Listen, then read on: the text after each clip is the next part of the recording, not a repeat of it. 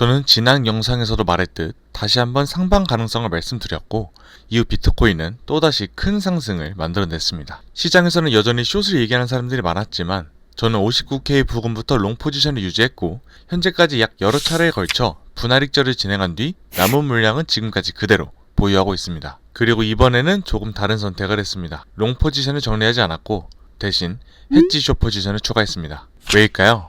지금 비트코인은 단순히 저항을 만난 것이 아니라 상승 추세가 계속 이어질지 아니면 다시 큰 조정이 시작될지를 결정할 중요한 시험대에 올라와 있기 때문입니다. 오늘은 왜 이 가격이 중요한지 그리고 왜 롱을 종료하지 않고 숏 포지션을 선택했는지 5분 안에 핵심만 설명드리겠습니다. 그 전에 구독과 좋아요 한 번씩 부탁드립니다.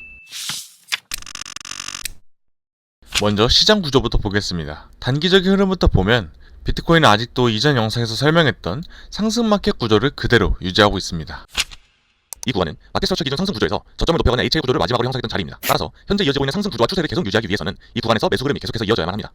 물론 중간마다 전쟁 이슈, 클래리티 법안 이슈 등등 수많은 뉴스가 쏟아졌지만 결과적으로 시장은 뉴스보다 구조를 따라 움직였습니다. 이게 중요한 이유는 시장은 항상 수많은 노이즈를 만들지만 결국 가장 큰 자금이 만든 구조가 다음 방향성을 만들 가능성이 높다는 사실 때문입니다. 그리고 지금의 가격은 제가 개인 채널에서 여러 번 강조했던 65.1에서 65.7K 구간에 도달했는데요. 이 구간은 단순하게 선을 하나 그어놓은 저항 구간이 아닙니다. 이 구간은 59K까지 하락하기 이전에 시장 참여자들이 가장 많이 매도를 했던 구간입니다. 즉 매수보다 매도가 우세해지기 시작했던 첫 번째로 의미있던 공급 구간이라는 뜻입니다. 추가적으로 해당 구간의 POC 레벨 또한 현재 65.7K로 우리는 확인할 수 있습니다. 즉 POC이기 때문에 많은 거래가 이루어진 가격이라는 것도 이해할 수 있고 반대로 말하면 가장 많은 포지션이 다시 쌓여있을 가격이기도 합니다.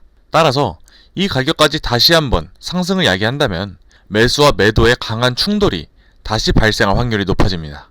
여기까지 보신 많은 분들 중 누군가는 이 구간이 저항의 영역이라면 당연히 상단에서 숏을 잡는 게 맞지 않을까?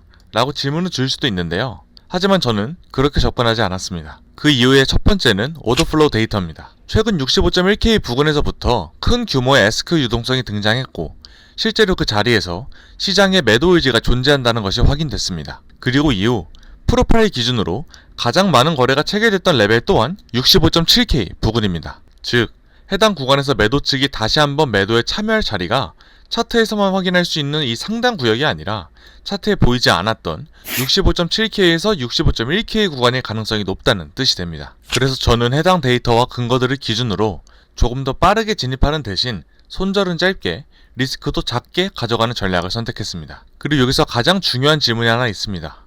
왜 롱을 팔지 않고 숏을 추가했을까? 그 이유는 현재까지의 단기적인 시장 구조 때문입니다. 앞에서 한번 설명한 대로 현재까지의 상승 추세는 아직 깨지지 않았습니다. 즉 지금 숏 포지션은 추세를 따라가는 포지션이 아니라 상승이 우세한 장세 속에서 추세를 역으로 타는 포지션에 가깝고 만약 이 구간을 강하게 돌파하고 상승을 추가적으로 지속할 수 있다면 지금의 상승은 최대 71K까지는 지켜볼 만한 가능성이 높아집니다. 다시 말해 지금의 자리는 큰 하락을 베팅할 자리가 아니라 여기서 더 올라갈지 혹은 다시 한번 눌릴지를 테스트해보는 시험대에 가깝습니다. 그래서 저는 기존의 롱 포지션을 모두 정리한 대신에 혹시 모를 조정을 대비해 숏 포지션으로 일부 리스크를 상쇄하는 전략을 선택했습니다. 이제 시장은 선택의 순간에 왔습니다. 만약 65.7K 부근에 추가적인 공급을 흡수하고 매수세가 끊임없이 들어온다면 71K까지 길은 생각보다 빠르게 열릴 수도 있습니다. 하지만 반대로 이 구간에서 다시 강한 매도가 나오면서 매수세가 밀린다면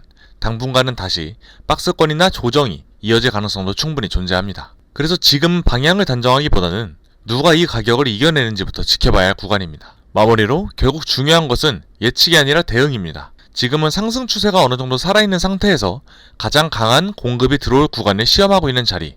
그래서 저는 롱 포지션을 버린 것이 아니라 리스크를 관리하기 위해 헤지숏을 선택했습니다. 이제 시장은 다시 한번 큰 방향을 결정하려고 합니다. 이 구간에서 어떤 데이터가 새롭게 나타나는지 오더플로우와 유동성 변화를 계속 추적하면서 다음 기회를 준비해 보겠습니다. 영상에 올리지 못한 제 추가적인 관점이나 데이터는 제가 운영 중인 개인 채널에 업로드하고 있습니다. 관심이 있으시다면 댓글에 있는 링크로 참여해 보시기 바랍니다. 오늘도 긴 영상 시청해 주셔서 감사합니다.